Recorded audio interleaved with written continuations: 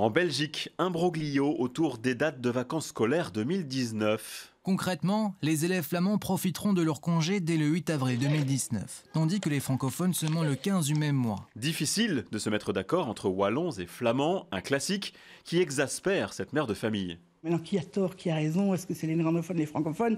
Je n'en sais rien, mais en tout cas, je trouve que c'est vraiment proprement ridicule de mettre tellement de difficultés pour les familles. Les ministres de l'éducation des deux communautés ont prévu de se concerter pour trouver rapidement une solution.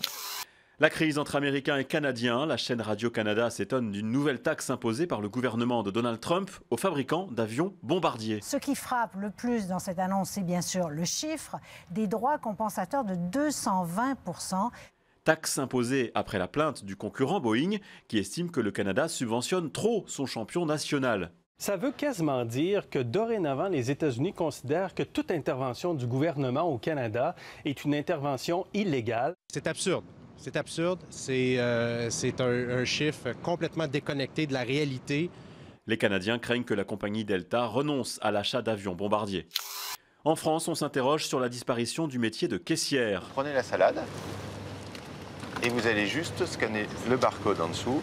Voilà pour ce qui existe et voici ce qui nous attend. Le client dépose ses articles sur le tapis roulant, le code-barre est lu sous l'arceau.